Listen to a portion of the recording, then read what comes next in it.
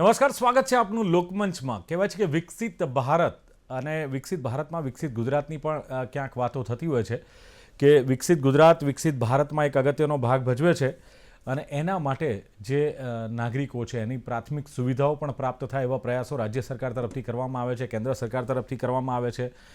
હવે એમાં મુખ્ય મુદ્દો રોડ રસ્તાને લઈને હોય છે, કારણ કે રોડ રસ્તા ન માત્ર ચોમાસામાં પરંતુ આડે દિવસે પણ જ્યારે રોડ રસ્તાના જે પ્રશ્નો છે એને લઈને હાઈકોર્ટ પણ વારંવાર ટકોર કરે છે.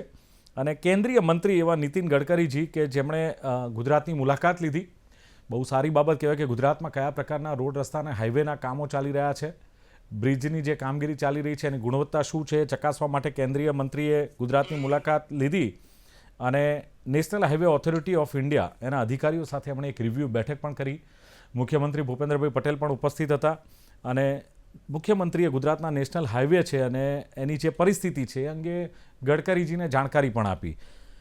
બીજું કે ટકોર કરી છે ગડકરીજીએ, બહુ સારી ટકોર અધિકારીઓને કરી છે કે રસ્તાઓની ગુણવત્તા સુનિશ્ચિત કરવાની જવાબદારી તમારી છે. આ ટકોર કરી છે. એમણે કહ્યું છે કે જો કદાચ આ જે વ્યવસ્થા આપવાની છે અથવા સુનિશ્ચિત તમારી જવાબદારી છે એમાંથી તમે ક્યાંક જો છટકો છો તો ચોક્કસ કડક કાર્યવાહી માટે તૈયાર રહેજો, એ વાત પણ કરી છે. નીતિન ગડકરીજીએ ગુજરાતના રોડ રસ્તાને લઈને પણ ટકોર કરી છે અને નાગરિકોની સુવિધા અને સુરક્ષાને સર્વોચ્ચ પ્રાથમિકતા આપવી જોઈએ. આ ટકોર કેન્દ્રીય મંત્રીએ ગુજરાતમાં આવીને કરી છે. અને સવાલ એ છે કે કરોડોનો ટેક્સ જ્યારે જનતા ભરતી હોય ત્યારે ઉબડખાબડ રસ્તાઓ હોય કેવી રીતે ચાલે. અને રાજ્યમાં નેશનલ હાઈવે પર જોઈએ તો 35% ટ્રાફિકનું ભારણ નેશનલ હાઈવે પર હોય છે અને ગુજરાતના તમામ નેશનલ હાઈવે મોટા ભાગે તમે જુઓ તો ક્યાંક ને ક્યાંક સમારકામની જરૂર છે.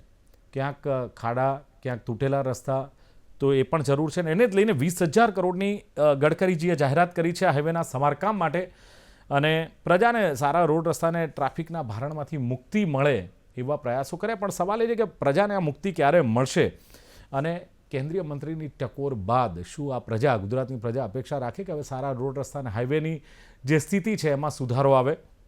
કારણ કે બિસ્માર રસ્તા એને લઈને તૂટતા સપના અને વધતા અકસ્માતો, આ બાબતે ખાસ ચર્ચા કરવી છે. ચર્ચા કરવા માટે મારી સાથે જોડાયા છે ભારતીય જનતા પાર્ટીના નેતા સંજીવ પંચોલી છે. સંજીવજી, સ્વાગત છે આપનું. સાથે જ કોંગ્રેસના પ્રવક્તા સંજય બારોટ છે. સંજયભાઈ, આપનું સ્વાગત. નમસ્કાર. અને સામાજિક કાર્યકર દેવ દેસાઈ કે જેઓ દેશ વિદેશના પ્રવાસ કરતા હોય છે, ત્યાંના રોડ રસ્તાની અને ત્યાંની ટ્રાફિકની સમસ્યાઓથી જાણકાર છે. ગુજરાતમાં કયા પ્રકારની સમસ્યાઓ છે, શું છે પરિસ્થિતિ અંગે માહિતી આપશે. દેવ, આપનું પણ સ્વાગત છે લોકમંચમાં. નમસ્તે. Thank you Dilipbhai. Yes. Sanjeevji, પહેલા તો આપને પૂછીશ કે જે પ્રમાણે ગડકરીજી અહીંયા આવ્યા અને નેશનલ હાઈવે ઓથોરિટી ઓફ ઇન્ડિયાના અધિકારીઓ સાથે બેઠક કરીને ગુજરાતના રોડ રસ્તાઓને લઈને ટકોર કરી છે અને અધિકારીઓને એમણે કહ્યું છે કે ભાઈ ગુણવત્તા સુનિશ્ચિત કરવાની જવાબદારી તમારી છે, અન્યથા કડક કાર્યવાહી માટે તૈયાર રહો. આટલા સમય પછી પણ જો રોડ રસ્તાને લઈને સવાલો ઉઠતા હોય તો આ સરકાર સામે સવાલ તો થાય. સંજીવજી દિલીપભાઈ, સરકાર સામે સવાલ થાય, એની સામે સરકાર જે કાળજી રાખે છે એની પણ આપણે અભિનંદન પાઠવવા જોઈએ. કારણ કે માનનીય ગડકરીજી જ્યારે આજે એટલા માટે આવે છે કે એમને ખબર છે અને એમણે પ્રત્યક્ષ જોયું છે કે ગુજરાતના ક્યાંક ક્યાંક રસ્તામાં ક્યાંક જગ્યાએ તકલીફો છે. તો એ તકલીફોનું નિવારણ થાય. પોતે પ્રત્યક્ષ કેન્દ્રીય મંત્રી જો કોઈ રાજ્યમાં આવી અને એની સમીક્ષા કરતા હોય અને મુખ્યમંત્રી સાથે બેઠક કરતા હોય તો ભારતીય જનતા પાર્ટી આ દરેક વ્યક્તિની ચિંતા કરે છે, એ પ્રતીત થાય છે. અને જ્યારે આજે એમણે 20,000 કરોડનું બજેટ ફાળવ્યું છે તો ગુજરાતના તમામ જે રોડ રસ્તાઓ છે, જે નેશનલ હાઈવે છે, જે એક્સપ્રેસ હાઈવે છે, કે જે રસ્તાઓ રાજ્ય સરકારની ગ્રાન્ટ વગર ડાયરેક્ટ ત્યાંથી થાય છે, તો એ બધા જ રસ્તાઓમાં જ્યાં જ્યાં તકલીફો છે એ બધા જ રસ્તા 20,000 કરોડના બજેટમાં સારી ગુણવત્તા બનાવવાનું નીતિનભાઈએ ફરીથી એકવાર આહવાન કર્યું છે. નહીં, બિલકુલ આહવાન કર્યું છે. પણ આજે 3 દાયકાથી ભારતીય જનતા પાર્ટીની સરકાર ગુજરાતમાં હોય સાહેબ, વિરોધ પક્ષને તમે નામ શેષ છે એવી વાતો કરતા હો, તમારી પાસે કહેવાય કે વિશ્વની મોટામાં મોટી પાર્ટી છે, કાર્યકર્તાઓની ફોજ છે, રજૂઆતો આવે છે, મુખ્યમંત્રી ફરિયાદ નિવારણના તમે જે પોર્ટલ ખુલ્લા મૂકો છો, છતાં પણ જો આ પરિસ્થિતિ હોય તો પછી એમ થાય ને કે અત્યાર સુધી શું કર્યું. છેલ્લા 3 દાયકામાં ભારતીય જનતા પાર્ટીએ જે રોડ રસ્તા બનાવ્યા છે અને જે વિકાસની નવી સીમા બનાવી છે એ બધાની આંખે તરદાસ્ય છે. એટલે એ બાબતે કહેવાની કોઈ જરૂર નથી. આપણને બધાને વિદિત છે કે આ નેશનલ હાઈવે 48 એક સમયમાં નેશનલ હાઈવે 8 હતો અને એક નાની 2 ટ્રક સામસામે જાય ને તો અથડાઈ જાય એવો એ રસ્તો હતો વર્ષો સુધી. તો ભારતીય જનતા પાર્ટીમાં એ 6 લેન રસ્તો થયો છે, એની સાથે એક્સપ્રેસ હાઈવે થયા છે. આજે તમે રાજકોટ વડોદરાના રસ્તા જુઓ કે ક્યાંક પણ રસ્તા જુઓ તો દરેક રસ્તાઓના ગામે ગામ સુધી નવીનીકરણ થયા છે. રાજ્ય સરકારના હેઠળ આવતા રસ્તાઓ પણ સારા બન્યા છે, શહેરોના રસ્તા પણ સારા બન્યા છે. આપણે સમજીએ છીએ કે વેધરની પરિસ્થિતિ હવે વધારે ખરાબ છે, ચોમાસું વધારે લાંબુ ચાલે છે. તો જ્યારે નેશનલ હાઈવેઝ છે તો એનું જે બજેટ છે એ કેન્દ્ર સરકારમાંથી આવતું હોય છે. એને એટલા માટે એને સંપૂર્ણ રીતે એનું નિરીક્ષણ કરવા માટે અને એની બેઠક કરવા માટે માનનીય નીતિન ગડકરીજી આવ્યા અને એમણે આ કાળજી લીધી છે. એટલે ગુજરાતમાં જે રસ્તાનું નેટવર્ક થયું છે એ ખરેખર એક વિકાસશીલ રાજ્ય તરીકે આપણે બધા જાણીએ જ છે, સમજીએ જ છે. અને આખા દેશમાં આજે ગુજરાતના રસ્તા તોય સૌથી સારા છે. બિલકુલ. સંજય બારોટ, સાંભળ્યું કે ઘણીવાર રોડ રસ્તાને લઈને તમે સવાલો ઉઠાવતા હો છો, મોરચો મારતા હો છો સરકાર સામે, કોર્પોરેશન સામે, સંજયભાઈ. પણ જે પ્રમાણે કેન્દ્રીય મંત્રી મુલાકાત લઈને કેન્દ્રીય મંત્રી પર્સનલ જો ઇન્ટરેસ્ટ લેતા હોય તો હું માનું છું કે તમને કોઈ મોકો મળતો નથી આમાં કે તમે રોડ રસ્તાને લઈને તમે મોરચા કાઢો કે તમે રોડ રસ્તાને લઈને પ્રશ્નો ઉઠાવો. સંજયભાઈ, સૌ પ્રથમ દિલીપભાઈ આપને હું ધન્યવાદ આપીશ. અને વારંવાર મારું મીડિયા હાઈકોર્ટના ચીફ જસ્ટિસે ઝાટકણી કાઢી છે. ભારતીય જનતા પાર્ટીના મારા મુરબ્બી સંજીવભાઈને બોલવું પડે. ભાજપ પરથી આવે એટલે એમને ભાજપ વિરુદ્ધ બોલાય નહીં. કમલમથી જે સ્લીપ આપે એટલું જ બોલવું પડે. શરમ આવે છે. 30 વર્ષથી ગુજરાત સરકાર કોર્પોરેશન એમની એટલે 12-13 વર્ષથી કેન્દ્ર સરકાર. નીતિન સાહેબ આયા મને ગૌરવ તમારા કેન્દ્રના મિનિસ્ટર 20,000 કરોડ આપે, તમારા મારા ટેક્સના રૂપિયા આપ્યા. સાચા રસ્તાનો વપરાશ ભ્રષ્ટાચારમાં ન થાય. તમે જો ભૂતકાળમાં ગુજરાતનો પ્રશ્ન છે, એક પણ એવો નહીં નીતિન ગડકરી સાહેબ આવી વખાણ નથી કર્યા. અધિકારીની સરકારની ઝાટકણી કરી છે. ભારતીય જનતા પાર્ટીના નેતાઓ લાજવાની જગ્યાએ દાજી ગયા છે. મને સલામ આવે, સાચું સ્વીકારો. હાઈકોર્ટે ઝાટકણી કરી, વિરોધ પક્ષના નેતાએ વારંવાર રજૂઆત કરી. હું ચેલેન્જ દાખલ આપું. માન્ય પેલા સંજીવભાઈ મારા વડીલ મુરબ્બી ભૂલી ગયા છે. નિકોલ નવાણી રસ્તાની એટલી હાલત ખરાબ હતી ને સાહેબ, મોદી સાહેબ દેશના એમને કદાચ સમજ છે અમદાવાદમાં કેટલા બીજોની હાલત ખરાબ છે. આખા બીજો તૂટી ગયા છે. આમને ગુજરાત સલામ આવી જોઈએ. વાસ્તવિક સ્વીકારો. સાચો રૂપિયા આવે છે જનતાના માણસ તમારા ટેક્સના રૂપિયા છે. ભારતીય જનતા પાર્ટી કે ખીજાના રૂપિયાથી કામ નથી કરતી. પક્ષીઓના ટેક્સના રૂપિયા પબ્લિક એમની સુખાકારી માટે આપે છે. રોડ, રસ્તા, પાણી, લાઈટ એ આપણી સરકારની જવાબદારી છે. સરકાર તો માહિતી આપે છે પણ આપી એવી જાણી જોઈ કેટલા વિકાસ અને ભાઈ સોહાના વસરથી કાલુપુર સમયથી અમે વારંવાર રજૂઆત કરી ગયો. અલીસારા અટકી ગયો. 4 વર્ષથી રોડ આગળ વધતો નથી. કેમ? કોના અધિકારી રોક્યો? હું સાહેબ અગાઉ ડિબેટમાં બોલ્યો, અત્યારે બોલ્યો અને વારંવાર બોલ્યું. એમના કોઈ નિરીક્ષણ હોય. હવે મોદી સાહેબ તો રાતોરાત વરસાદ રોડ બની ગયો. ત્યારે બજેટ પરમિશનની કોઈ જરૂર નથી. આ લોકો હવે મારા સાહેબ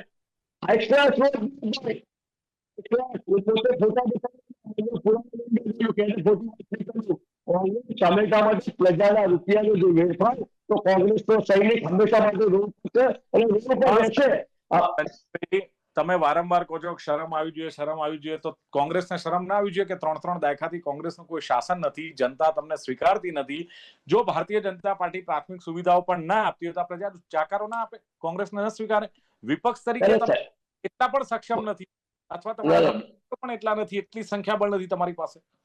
અને દિલીપભાઈ આપનો સ્વીકારો, જનતાનો જનાદેશ, જનતા અમારી જનાદેશ. છતાં અમે વિપક્ષ તરીકે આજે હું ગૌરવ કહું છું 30 વર્ષથી મારી સત્તા નથી પણ મારો વિપક્ષ નેતા અમદાવાદ મ્યુનિસિપલ સૈનિક તમામ મુદ્દે ખેડૂતોના મુદ્દે ગટર પાણીના તમામ મુદ્દે ખેડૂતોના આંદોલન માટે અમે હંમેશા અમારે વિપક્ષમાં ઇસ્યુ કર્યું. અમે સત્તામાં નથી. કોંગ્રેસ પાર્ટી એક આંદોલન વિચારધારી પાર્ટી છે. આ લોકો જેમ અમે તૈયાર ચાલી નથી બેઠા અને સંજયજી પણ બહુ તમે 30 વર્ષથી અમારે ટેકનોલોજી નથી નેશનલ હાઈવેની વાત કરીએ ત્યારે 30 વર્ષથી તમે બેઠા આટલી બધી ટેકનિક ચાલે એ 30 વર્ષ પહેલા તમારું બજેટ કર્યું, અત્યારનું બજેટ અને છતાં બતાવું હવે દિલ્હીભાઈ હારો રહ્યો હતો. આ લોકો ભ્રષ્ટાચાર કરવામાં કેટલા મહેશ તમે જુઓ. હવે મારો રોડ એરિયામાં લોકોને રિલીફ આવી ગયું. સાહેબ 50 mm રોડ તોડી નાખ્યો, રાતોરાત સાહેબ એની પર ઉછળો મારી દેવાયો, અને છતાંય છેલ્લા 30 વર્ષમાં કેટલા બ્રિજ બન્યા, કેટલા નેશનલ હાઈવે બન્યા, કેટલા એક્સપ્રેસ હાઈવે બન્યા, એની કદાચ ગણના કરજો તો તમને આંકડો ખબર પડી જશે કે આ સરકારમાં કયા પ્રકારના કામો થયા છે. દિલીપભાઈ, પણ તમે જોયું છે આ મીડિયા, તમામ મીડિયા કેટલા એક્સિડન્ટ થયા, અને રોડની દશા શું છે સાહેબ? એક પણ ગુજરાતના સારા રસ્તા હોય તો મારા કેન્દ્રના મિનિસ્ટર નીતિન ગડકરી સાહેબને ઝાટકને કાઢી ના પડે, ગુજરાત હાઈકોર્ટના જજથી ઝાટકને કાઢી કરી ના પડે. અને સાથે સાથે હું પુરાવા સાથે કઈક એમને નહીં, આજે મારો ઇન્ડિયા કોલેજ વનનું રોડ સાહેબ આરસીડી બજેટ કયા વર્ષનું બજેટ પાસ કરી દે, કેટલા વર્ષ થયા, આજે રોડની દશા જો સાહેબ, આ ઇન્ડિયા કોલેજ વિદ્યાનગર રોડ દશા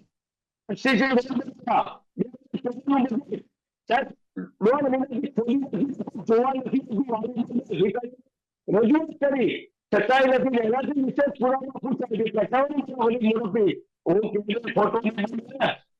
મારું મારા ધર્મપત્ની કોર્પોરેશન બધી સંજયભાઈ, આપનો હેન્ડ્સ ફ્રી રિમૂવ કરજો, કારણ કે અવાજ સ્પષ્ટ નથી આવતો આપનો. પણ દેવ દેસાઈ, તમે પણ ક્યાંક કહેવાય કે દેશ વિદેશમાં જયારે જતા હો છો, મુલાકાત લેતા હો છો, અને ઘણી બધી વાતો સોશિયલ મીડિયામાં તમારી મૂકતા હો છો, ખાસ કરીને શું લાગે છે કે છેલ્લા 30 વર્ષમાં કેટલી પ્રગતિ ખાસ રોડ રસ્તાને લઈને જોઈ રહ્યા છો, અને કેન્દ્રીય મંત્રી મુલાકાત લઈને સૂચનો કરે એને કઈ રીતે જુઓ છો?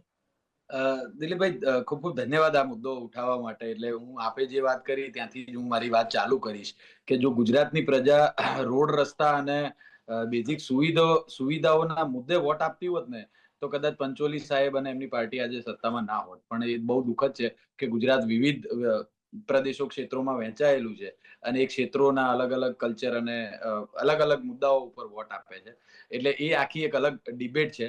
પણ અત્યારે જે તમે મુદ્દો ઉપાડ્યો છે કે નીતિન ગડકરી અહીંયા આવ્યા અને 20,000 કરોડ રૂપિયા આપ્યા, તો અત્યારે હાલ જે પોલિટિકલ સિનારીઓ ગુજરાતમાં છે એમાં અત્યારે ગુજરાતની જનતા જે મુદ્દાઓ ઉપર વાત કરી રહી છે એ મુદ્દાઓમાં થીગડા મારવામાં 20,000 કરોડ રૂપિયા આપવા પડ્યા છે. એ હું ચોક્કસ કહીશ, કારણ કે અત્યારે ગુજરાતની જનતામાં કોઈ પણ ગામમાં જાઓ, શહેરમાં જાઓ તો અત્યારે દારૂ, ડ્રગ્સ અને એના મુદ્દે વાત કરી રહી છે. રોડ રસ્તાઓ બહુ જરૂરી છે વિકાસ માટે, અને આપણે વિકાસનું મોડલ તો છેલ્લા 30 વર્ષથી લઈને ફરીએ જ છીએ, અને ખાસ કરીને છેલ્લા 15 વર્ષથી તો આખા દેશમાં.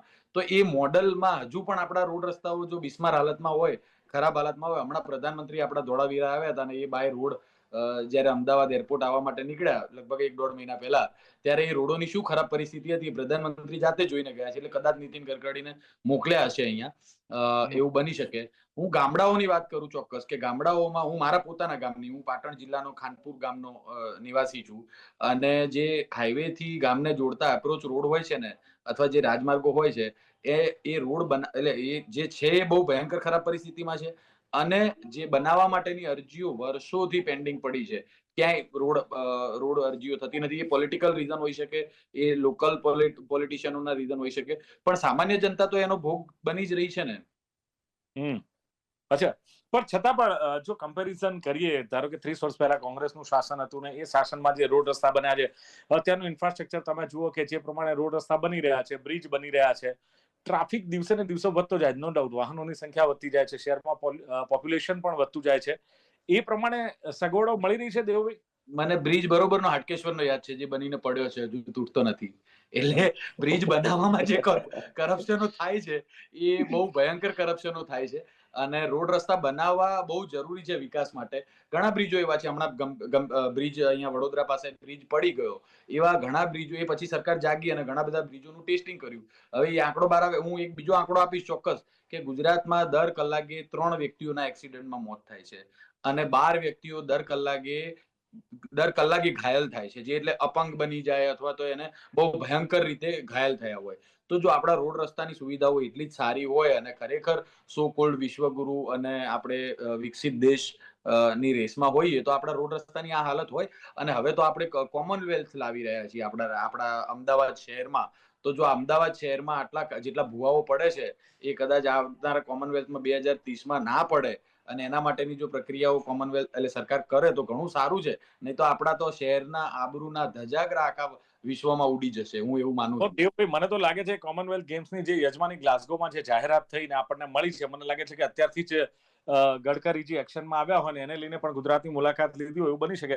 સંજીવભાઈ, જે વાત કરી ખાસ તો કે કરપ્શનના કારણે કદાચ આ પ્રજા ભોગવી રહી છે, જે દેવભાઈએ કહ્યું ને સંજયભાઈ બારોટે પણ કહ્યું, અને કરપ્શનના જે ભ્રષ્ટાચારના ખાડા જ્યાં સુધી સાહેબ નહીં પૂરાય ત્યાં સુધી આ રોડ રસ્તાનો ઉકેલ નહીં આવે. કારણ કે તમે 3 દાયકાથી આનો ઉકેલ નથી લાવી શક્યા, તો પછી આવનારા દિવસોમાં પ્રજા તમારી પાસે શું અપેક્ષા રાખશે? દિલીપભાઈ, ભ્રષ્ટાચારનો આમાં વિષય નથી આવતો. ગુજરાતની ઘણી બધી જગ્યાએ બહુ જોરદાર. ગુજરાતની જે ઘણી બધી જગ્યાએ જે માટી છે એમાં સબગ્રેડ ફેલ્યોર થાય છે. આપણે ત્યાં શું થાય છે, મને યાદ છે કે ઘણા બધા રસ્તાઓ બન્યા છે. હવે એ જે ટેકનિકલી સાઉન્ડ હોવા જોઈએ, હવે હાલોલ વડોદરાનો રસ્તો બન્યો છે તો એમાં 1.5 ફૂટનું તો પહેલા રેતીનું લેયર હતું, પછી ઉપર 1 ફૂટનું સ્ટોનનું લેયર, એના પર ગ્રેવલનું લેયર. એટલે એવી જ રીતે એક્સપ્રેસ હાઈવે પણ બન્યા છે. પરંતુ જ્યારે સબગ્રેડ ફેલ્યોર થાય છે ત્યારે વધુ વરસાદ પડવાના કારણે ઉપરના રસ્તા ખરાબ થાય છે. એક વધતી વસ્તી, વધતી ટ્રાફિક સમસ્યા અને જે આપણું જે વેધર છે, વેધર અને જમીનની માટીની કન્ડિશન આ મુખ્ય ભાગ ભજવે છે. વિદેશોમાં કે તમે જુઓ કે મહારાષ્ટ્રના અમુક જે અથવા તો રાજસ્થાનના અમુક ડુંગરાળ વિસ્તાર છે ત્યાં રસ્તા વહેલા તૂટશે નહીં, કારણ કે એનું સબગ્રેડ મજબૂત છે. એટલે હું પણ વિદેશોમાં ઘણી બધી જગ્યાએ 30 થી 35 દેશોમાં ફર્યો છું. ત્યાંના પણ રસ્તા મેં જોયા છે. એની સામે આજે પણ જો 20-30 વર્ષ પહેલા ભારત આવેલો માણસ આજે જ્યારે ભારતના રસ્તાઓ પર ફરે છે તો એ ચોક્કસ ભારતને અભિનંદન આપે છે, ભારતીય સરકારને અભિનંદન આપે છે કે ભાઈ પહેલા શું રસ્તા હતા ને આજે શું પરિસ્થિતિ છે. હું ચોક્કસ કહીશ કે હજુ પણ આપણે આમાં રોડના સ્પેસિફિકેશન સુધારવાની જરૂર છે. કારણ કે એ અનુભવે નોંધાયું છે. જેવી રીતે પુના બોમ્બે એક્સપ્રેસ હાઈવે છે તો એ આખો કોન્ક્રીટનો બન્યો છે. અત્યારે નવો જે એક્સપ્રેસ હાઈવે છે એ કોન્ક્રીટનો બની રહ્યો છે. એમાં પણ જે પ્રોબ્લેમ્સ આવી રહ્યા છે એને કેવી રીતે ઓવરકમ કરવું, કારણ કે જ્યાં જ્યાં સબગ્રેડ ફેલ્યોર્સ થાય છે ત્યાં ટેકનોલોજીને વધુ આગળ લઈ જવી પડે, એને વધુ સારી રીતે રસ્તા ડિઝાઇન કરવા પડે, મજબૂત રોડ ડિઝાઇન કરવા પડે. પહેલા એવું હતું કે 10 ટન, 12 ટન, 15 ટનની ટ્રકો ચાલતી હતી. હવે 25-25, 40-40 ટનના ટ્રેલર્સ ચાલે છે. એટલે એ જે ટ્રેલર ચાલે છે એ ટ્રેલરના વજનો વધારે છે. એટલે આ બધુંને ધ્યાનમાં લઈ અને નવા ડિઝાઇનની રોડ સરકાર કરી રહી છે. અને જ્યાં જ્યાં આ પરિસ્થિતિ થઈ છે એનું નવું નિર્માણ, નવા રોડ કેવી રીતે ન તૂટે એનું સરકાર હંમેશા ધ્યાન રાખે છે. આ બધી જ વસ્તુનો સાંભળો, આપ કહી રહ્યા છો કે હવે ટ્રકો અને જે ટ્રેલરો છે એ પણ હેવી ફરી રહ્યા છે. ટેકનોલોજી પણ વિકસી છે ને, એવી ટેકનોલોજી પણ આવી છે જેનો આપણે ઉપયોગ કરવો જોઈએ. એટલે સુધારો કરી રહી છે ને કરોડ સરકાર. મળ્યા છે તો સાહેબ ખાતરી એક આપવી જોઈએ કે હવે ભ્રષ્ટાચાર નહીં થાય અને મંત્રીની ટકોર બાદ હવે યોગ્ય કામગીરી થશે.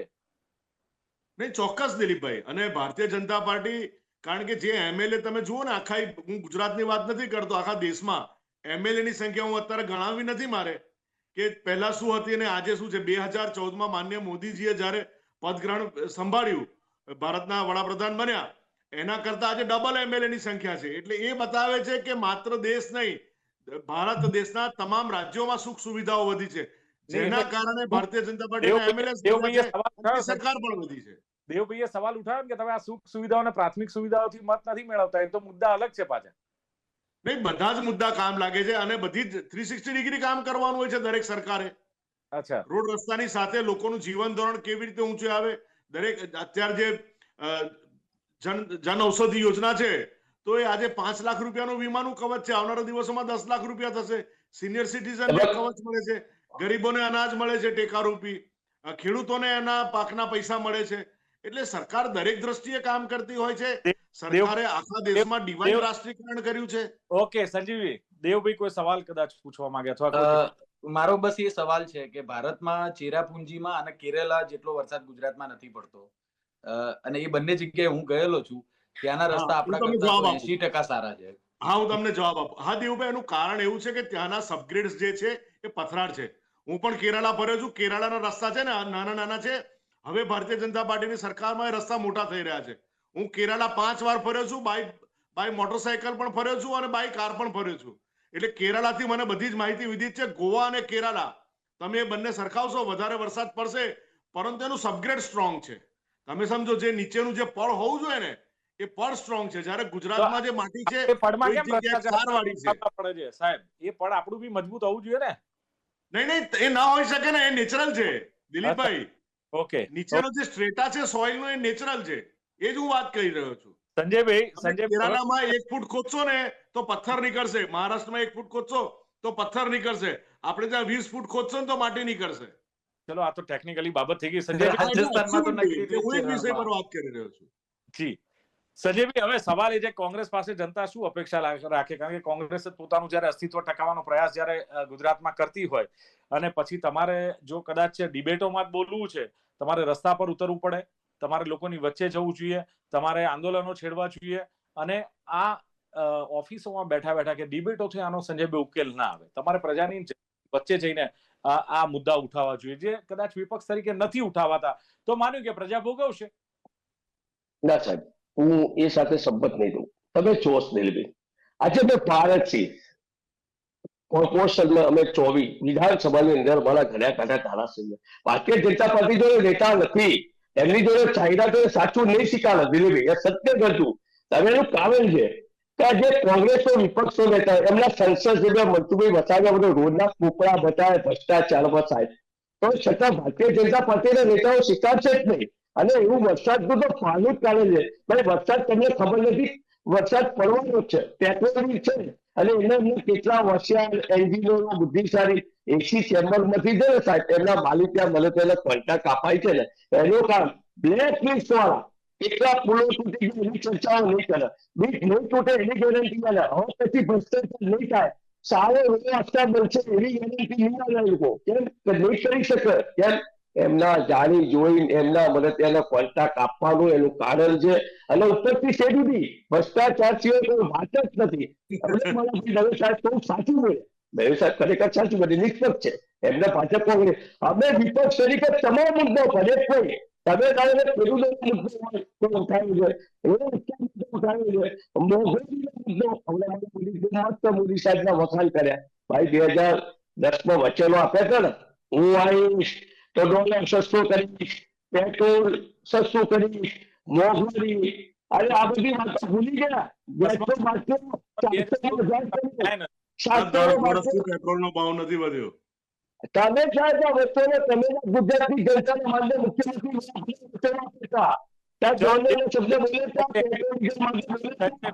સંજયભાઈ ઓકે, સમયની મર્યાદા છે, પણ દેવભાઈ હવે કેટલી અપેક્ષા રાખી શકાય? કારણ કે વિપક્ષ પાસે એટલી અપેક્ષા કે વિપક્ષ પ્રજાના પ્રશ્નો ઉઠાવે, લોકોની વચ્ચે જાય, સરકારનો કાન આંબળે, પણ એવી પણ પરિસ્થિતિ નથી. માની લો કે સરકારમાં ક્યાંક ભ્રષ્ટાચાર ચાલે છે, પણ બેની વચ્ચે પીસાય છે, તો પ્રજા આનો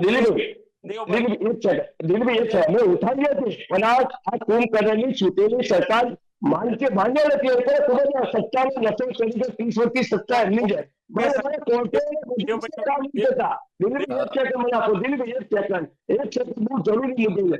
અમારા કોંગ્રેસના બજેટ હોય સાહેબ, 5 લાખનું બજેટ ડસ્ટબિન છે ને, સફાઈ અભિયાનની વાતો કરે છે, ડસ્ટબિનનો કચરો કોર્પોરેટનું બજેટ મહિને પાસ થવું જોઈએ. 6 મહિના સુધી સાહેબ કેટલો પેલો ડીએમસી સુધી મેં દાન કરી, અમદાવાદના મિશની સાહેબ રજૂઆત કરી, ડસ્ટબિન નથી મળ્યા.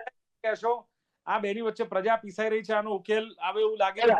મને લાગે છે કે જો ગુજરાતની પ્રજા ખરેખર અમદાવાદ એટલે શહેરોની નગરપાલિકાઓ અને મહાનગરપાલિકાઓની પ્રજા અને ગામડાની પ્રજા ખરેખર પોતાના મૂળભૂત મુદ્દાઓને ધ્યાનમાં રાખીને જો વોટિંગ કરે, ધ્યાનમાં રાખીને નેતાઓને ચૂંટે, તો આ સમસ્યાઓનું નિરાકરણ આવી શકે. બાકી તો આનો આજ ભ્રષ્ટાચાર રહેવાનો છે, આને આજ નેતાઓ રહેવાના છે, આના આજ કોન્ટ્રાક્ટરો રહેવાના છે, આની આજ પ્રજા પીસાતી રહેવાની છે. એટલે આપણે આપણા મૂળ મુદ્દાઓને ભૂલીને, મૂળ જે કોર છે આપણા અધિકારોનું, એ મૂળ મુદ્દાઓ ભૂલીને આપણે ક્યાંક હિન્દુ મુસલમાન, ક્યાંક જાતિ, આ તે એનાથી પ્રેરાઈ અને આપણે વોટ આપતા હોઈએ છીએ ગુજરાતી પ્રજા તરીકે.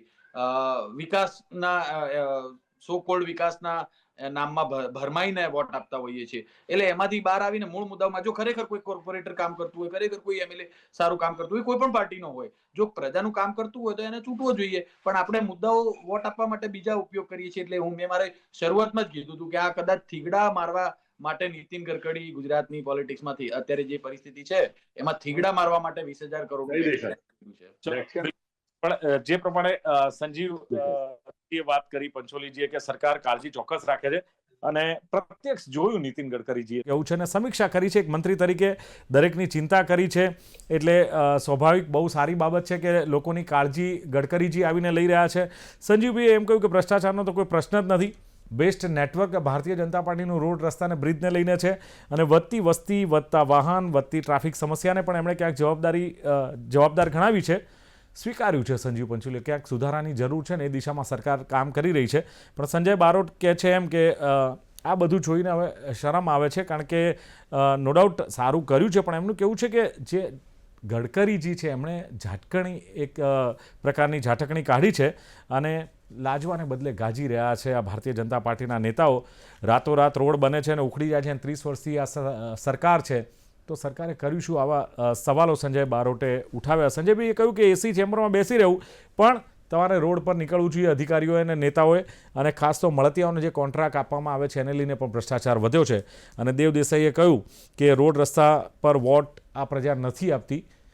મુખ્ય મુદ્દાઓ રોડ રસ્તાને લઈને વોટ નથી આપતી, મુદ્દાઓ ક્યાંક ભટકાવવામાં આવે છે એમનું કહેવું છે, ને અલગ અલગ મુદ્દાઓના મુદ્દે વોટ મળે છે ભારતીય જનતા પાર્ટીને.